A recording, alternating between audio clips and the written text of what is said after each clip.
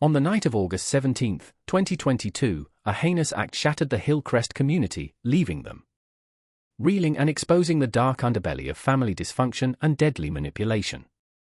Caleb Ruffalo was the golden boy, handsome, successful, and recently married to the beautiful Aria Landon. They were the couple everyone aspired to be. Their love story, the stuff of local legend. Caleb's mother, Abigail Ruffalo, was a pillar of the community, known for her charity work and impeccable taste. From the outside they seemed like the perfect family, but appearances can be deceiving. Caleb Ruffalo was born and raised in Hillcrest, the only child of Abigail and the late Gregory Ruffalo. From an early age it was clear that Caleb was destined for greatness, at least in the eyes of his doting mother. Abigail Ruffalo had always been a force to be reckoned with. The daughter of one of Hillcrest's founding families, she carried herself with an air of superiority that both intimidated and fascinated her neighbors. When she married Gregory Ruffalo, a promising young lawyer, it seemed like the perfect match.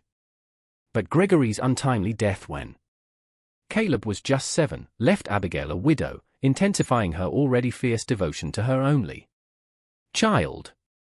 Abigail's love was all-encompassing, bordering on obsessive. She micromanaged every aspect of his life, from his clothes to his friends to his extracurricular activities. In high school, Caleb was an athlete and top student, but those who knew him well saw the toll his mother's expectations took on him. Jasper, Caleb's childhood best friend, later recalled, "There were times when I'd see this look in Caleb's eyes like he was drowning and couldn't call for help, but then he'd shake it off and be the perfect son again." It wasn't until Caleb left for college that he began to taste true independence. At the university he flourished, discovering a passion for environmental law that would shape his future career. It was also where he met Aria Landon, a vivacious art history major with a quick wit and a dazzling smile. Their romance was the stuff of rom-coms, the charming, somewhat sheltered boy from a small town, swept off his feet by the free-spirited city girl. Aria challenged Caleb in ways he'd never experienced before, encouraging him to question his assumptions and explore the world beyond Hillcrest's borders. For Caleb, it was love at first sight. For Abigail, it was a threat to everything she had built. When Caleb brought Aria home to Hillcrest for the first time, the tension was palpable. Abigail's smile never reached her eyes as she appraised the young woman who had captured her son's heart.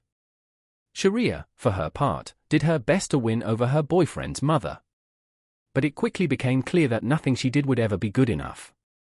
Despite Abigail's thinly veiled disapproval, Caleb and Aria's relationship blossomed.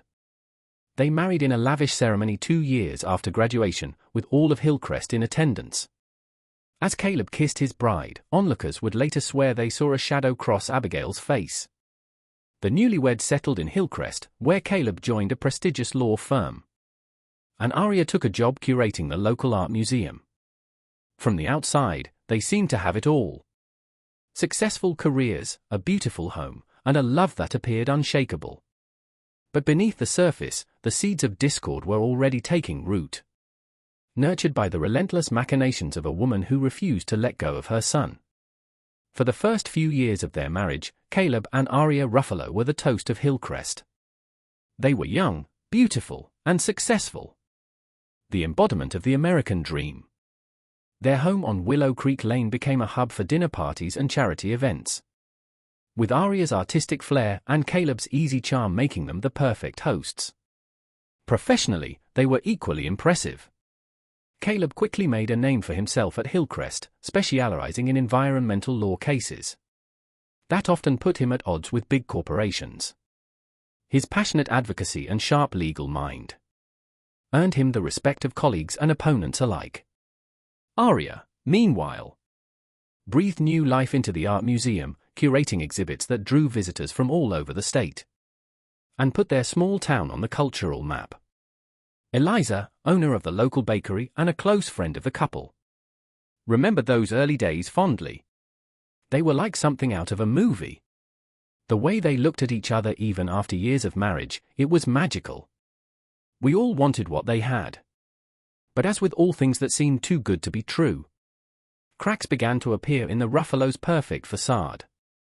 Observant neighbors noticed the increasing frequency of Abigail Ruffalo's visits to her son's home, often arriving unannounced and staying for hours. Aria, always polite but clearly strained, would paste on a smile as her mother-in-law critiqued everything from her housekeeping to her career choices. Caleb, caught between his wife and the woman who had shaped his entire existence, often found himself playing peacemaker. He'd soothe Aria's hurt feelings after particularly cutting remarks from Abigail, then turn around and defend his mother's intentions to his wife. It was a delicate balancing act, and one that was becoming increasingly difficult to maintain. Friends began to notice subtle changes in the couple's dynamics. Aria, once vivacious and outgoing, grew quieter at social gatherings, her smile not quite reaching her eyes. Caleb, for his part, threw himself into his work with an intensity that bordered on obsession. Late nights at the office became more frequent, as did the furrow on his brow when he thought no one was looking. To the casual observer, the Ruffalos were still the golden couple of Hillcrest, but those who looked closer could see the hairline fractures forming in their once unbreakable bond. Fractures that would soon split wide open under the relentless pressure of a mother's twisted love. The transformation of Caleb Ruffalo from doting husband to suspicious, paranoid spouse didn't happen overnight. It was a gradual process, a slow poisoning of the mind, orchestrated with chilling precision by the one person he trusted above all others: his mother. Abigail had always been a master of subtle manipulation, and she put all her skills to work in her campaign to drive a wedge between her son and his wife. It started innocuously enough. A casual mention of how late Aria was working at the museum, a seemingly offhand comment about the handsome new donor who seemed so taken with her daughter-in-law's expertise. At first, Caleb brushed off these remarks. He trusted Aria implicitly and knew how dedicated she was to her work, but Abigail was patient. She knew that doubt once planted has a way of taking root and growing in even the most fertile soil of love and trust. As weeks turned into months, Abigail's insinuations became more pointed. She'd call Caleb at odd hours, voice laden with concern, to report that she'd driven by the house and noticed Aria's car was gone. Or she'd mention almost as an afterthought that she'd seen Aria having lunch with a male colleague, their heads bent close together in what looked like an intimate conversation. Each seed of doubt she planted found purchase in Caleb's mind, fed by his own insecurities and the stress of his demanding career.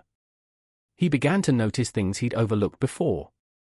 The way Aria's phone would sometimes buzz late at night, the new clothes she'd bought for work, the vague answer she gave when he asked about her day. Roslyn Patel, a paralegal at Caleb's firm, later recalled to the police about the subtle changes she observed in her colleague. Caleb had always been focused, but suddenly he seemed distracted, checking his phone constantly and disappearing for long lunches. I remember one day, I overheard him on the phone with his mother. And the look on his face, it was like he'd seen a ghost. As Caleb's suspicions grew, so did the distance between him and Aria. The easy intimacy they had once shared gave way to stilted conversations and long silences. Aria, sensing her husband's withdrawal but unsure of its cause, tried to bridge the growing gap between them. She suggested vacations, date nights, couples therapy, anything to recapture the closeness they had lost. But Caleb, his mind clouded by doubt and his ear filled with his mother's poisonous whispers, interpreted Aria's efforts as attempts to assuage her guilty conscience. Every loving gesture became suspect, every explanation a potential lie. In the echoing halls of the Ruffalo house, a clock was ticking down to tragedy, its ominous rhythm drowned out by the sound of a family falling apart. As Caleb's suspicions reached a fever pitch, Abigail Ruffalo set in motion the most audacious and horrifying phase of her plan. No longer content with mere insinuations, she embarked on an elaborate scheme to fabricate concrete evidence of Aria's infidelity. Evidence so compelling that it would shatter the last vestiges of trust between husband and wife. Abigail's first step was to create a digital trail of deception. Using her considerable financial resources, she hired a skilled hacker from the dark web to infiltrate Aria's phone and email accounts.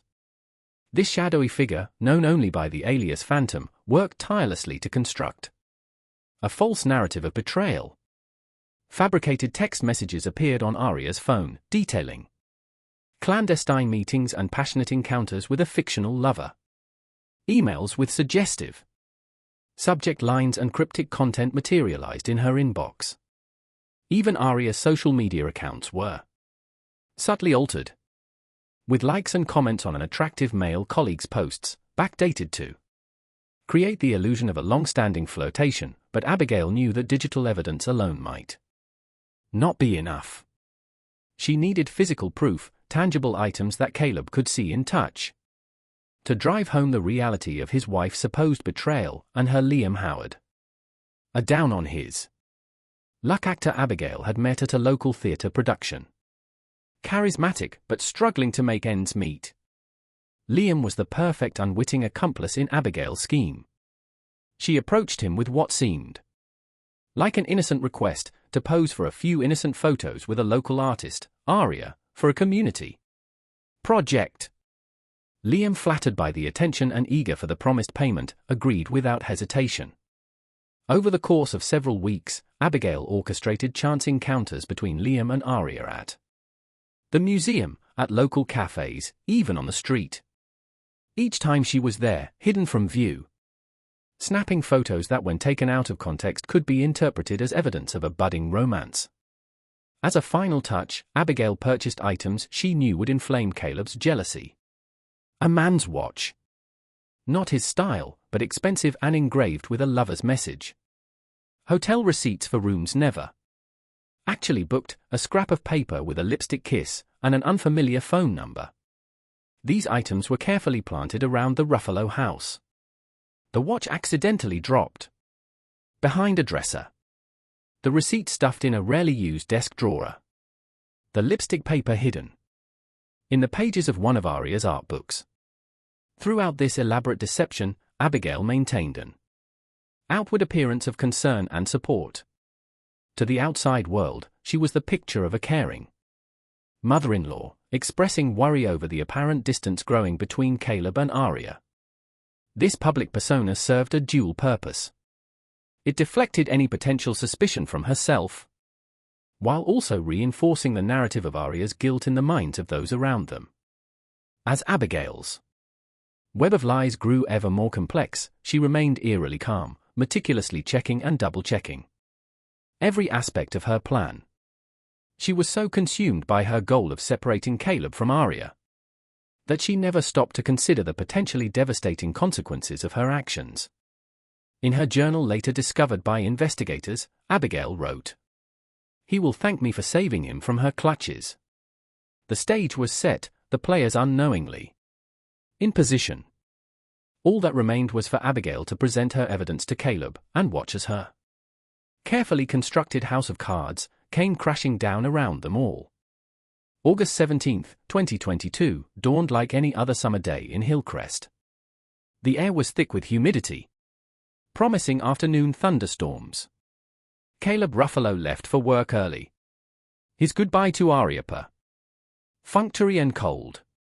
Aria, her heart heavy with the weight of their unspoken issues, busied herself with preparations for an upcoming exhibition at the museum. Neither of them could have imagined the storm that was about to break over their lives. At precisely 2:17 p.m., Abigail Ruffalo called her son, her voice trembling with what seemed like genuine distress. "Caleb," she said, "you need to come home. There's something you have to see. It's about Aria. Please hurry, Caleb." His mind immediately jumping to the worst conclusions.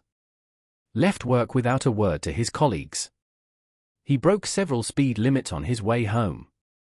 His hands gripping the steering wheel so tightly his knuckles turned white. He found Abigail waiting for him in the driveway. her face a mask of sorrow and sympathy. Inside, she led him to the dining room table where she had artfully arranged her collected evidence of Aria's infidelity. For nearly an hour, Abigail walked Caleb through her fabricated proof, weaving a tale of betrayal so convincing that it shattered the last remnants of his trust. She showed him the doctored photos, the fake text messages, the planted items. Each piece of evidence driving the knife of betrayal deeper into his heart. "Caleb, I'm so sorry," Abigail said, her eyes brimming with crocodile tears. "I didn't want to believe it either. But you deserve to know the truth. You deserve better than this." As Abigail's words echoed in his ears, something inside Caleb snapped. Years of pent-up insecurity, of feeling not quite good enough came rushing to the surface. The man who prided himself on his logical mind and calm demeanor was gone, replaced by a creature of pure primal rage. When Aria returned home at 6:45 p.m., she found Caleb waiting for her. His eyes wild, his body trembling with barely contained fury. The confrontation that followed was brutal and swift. Caleb hurled accusations at his bewildered wife, each word laced with venom and hurt. Aria, caught completely off guard, tried desperately to make sense of her husband's tirade. She denied the allegations, begged Caleb to listen to reason, to believe in their love, but Caleb was beyond reason, beyond love. In his mind, twisted by his mother's lies, Aria's denials were just further proof of her deceit. What happened next occurred in a matter of minutes, but would haunt the residents of Hillcrest for years to come. In a blind rage, Caleb lashed out physically at Aria for the first time in their relationship. He pushed her head striking the corner of the marble kitchen island with a sickening crack. Aria crumpled to the floor, a thin line of blood trickling from her temple. For a moment, the world seemed to stand still. Then, as the reality of what he'd done came crashing down on him, Caleb fell to his knees beside his wife's motionless body. As the police led a shell-shocked Caleb away in handcuffs, Abigail Ruffalo stood in the shadows of the house she had so meticulously filled with lies. Her face was a mask of horrified concern, but deep in her eyes, a flicker of triumph could be seen. A triumph that would prove to be devastatingly short-lived. The news of Aria Ruffalo's death sent shockwaves through Hillcrest, the community that had once looked up to Caleb and Aria as the perfect couple, now found itself grappling with the ugly reality of domestic violence and murder. In the immediate aftermath, Caleb Ruffalo was arrested. He offered no resistance seemingly, in a state of shock as he was led away from the home he had shared with Aria. His initial statements to the police were disjointed and confused, alternating between professions of love for Aria and accusations of her infidelity. The investigation, led by Detective Image and Quality of the Oregon State Police, quickly focused on unraveling the events that had led to this tragic outcome. Quality, a veteran investigator with a reputation for thoroughness, sensed early on that there was more to this case than a simple crime of passion. As news crews descended on Hillcrest, turning the quiet town into the center of a media frenzy, Detective Quality and her team began the painstaking process of piecing together Caleb and Aria's final days. They interviewed friends, colleagues, and neighbors, building a picture of a couple that had seemed perfect on the surface, but had been struggling with growing tensions. One of the first red flags came during the interview with Eliza Carruthers, the local baker who had been close to the couple. She mentioned offhandedly that she had seen Abigail Ruffalo at the Ruffalo residence on the day of the murder, leaving just before Caleb arrived home. This contradicted Abigail's initial statement that she had only come to the house after receiving a distressed call from her son. As they dug deeper, more inconsistencies began to emerge. The evidence of Aria's infidelity that Caleb cited in his rambling confessions didn't match up with her known whereabouts and activities. Co-workers at the museum vouched for Aria's dedication to her work and her evident love for her husband, painting a picture at odds with that of a cheating spouse. Perhaps most puzzling to Detective quality was the role of Abigail Ruffalo while she presented herself as a grieving mother-in-law. Supportive of her son, but devastated by the loss of Aria. There was something in her demeanor that set off Quality's finely tuned investigators' instincts. Why had Abigail been at the house earlier that day? Why did her account of events leading up to the murder seem so carefully rehearsed? And why did Abigail seem more concerned with protecting her son than mourning the loss of her daughter-in-law? As the investigation entered its second week, Detective Quality couldn't shake the feeling that Abigail Ruffalo held the key to unraveling this tragic mystery. Little did she know how deep the deception went, or how far Abigail would go to protect her web of lies. Detective Image and Quality had built her career on an uncanny ability to see patterns where others saw only chaos. As she stood in front of the evidence board in the Hillcrest police station, that ability was being put to the ultimate test. The board was amazed of photograph statements and timelines all centered around the smiling faces of Caleb and Aria Ruffalo, but it was another face that kept drawing Quality's attention. The carefully composed visage of Abigail Ruffalo. Quality decided to take a different approach. Instead of focusing solely on the day of the murder, she began to look further back, tracing the deterioration of Caleb and Aria's relationship. It was during this process that she noticed a curious pattern. Each major argument between the couple, each instance of Caleb's growing suspicion, seemed to be preceded by an interaction with Abigail. Phone records showed long calls between mother and son, often late at night or early in the morning. Witness statements placed Abigail at her near the Ruffalo residence, with increasing frequency in the months leading up to the murder. But the real breakthrough came when Quality decided to look into Abigail's financial records, hidden beneath layers of clever accounting. Was evidence of payments to offshore account. One payment made just days before the murder was to an entity known only as Phantom.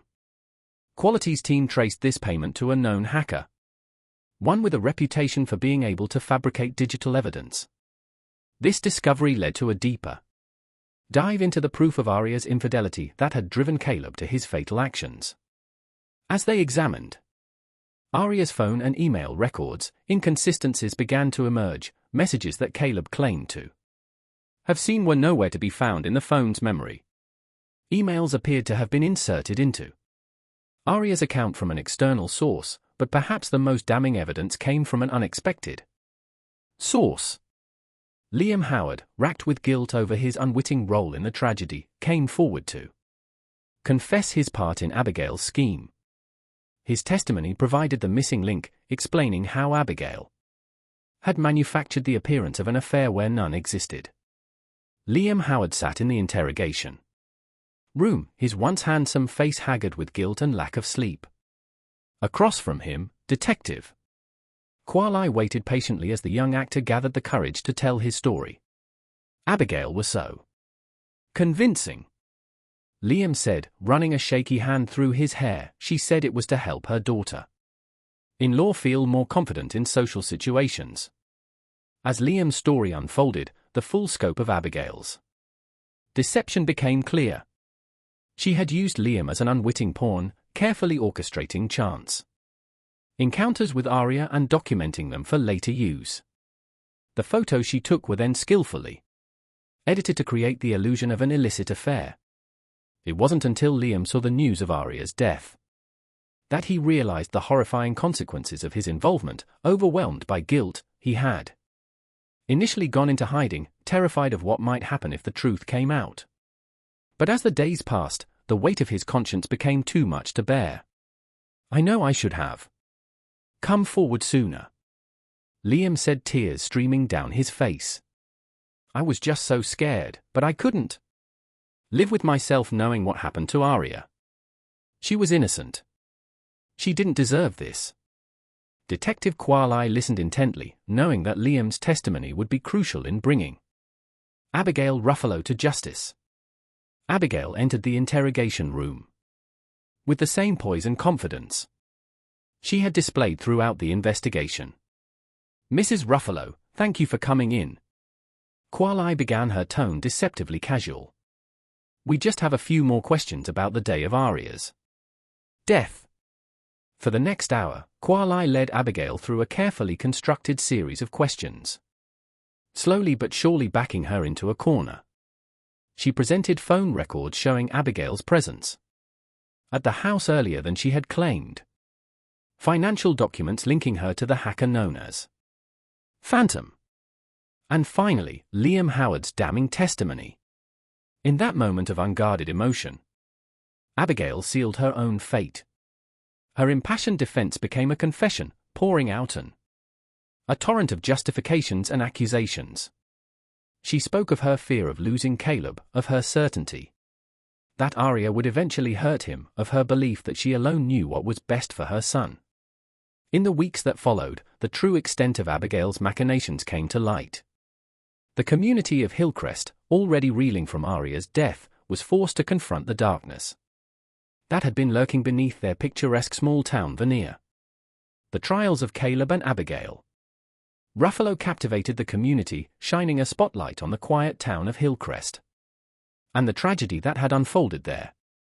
The courthouse was packed each day, with reporters and curious onlookers jostling for a glimpse of the mother and son, whose actions had resulted in the death of an innocent woman. Caleb's trial came first, his defense team, recognizing the overwhelming evidence of his physical act, opted for a plea of temporary insanity, arguing that the elaborate deception orchestrated by his mother had driven him to a mental breaking point. After weeks of testimony from mental health experts and character witnesses, the jury found Caleb guilty of manslaughter rather than murder. He was sentenced to 15 years in prison, with the possibility of parole after 10. Abigail's trial, by contrast, was a study in calculated malice. The prosecution painted a damning picture of a manipulative, obsessive mother, whose actions directly led to the death of her daughter-in-law, despite her attempts to portray herself as a concerned parent who had simply gone too far. The jury was unconvinced. Abigail Ruffalo was found guilty on all counts, including conspiracy to commit murder. She was sentenced to life in prison without the possibility of parole. The sentencing brought little comfort to those most affected by the tragedy. Aria's family, present throughout both trials, spoke of the void left by their daughter's death and the difficulty of finding forgiveness in the face of such calculated cruelty. For the residents of Hillcrest, the end of the trials brought a mix of relief and lingering unease. The picturesque facade of their town had been permanently altered. The illusion of perfect safety shattered by the knowledge that such darkness could exist in their midst. The Ruffalo family tragedy serves as a somber reminder that truth, once shattered, can have consequences far beyond imagination. A lesson etched indelibly into the heart of a small Oregon town and into the annals of criminal history.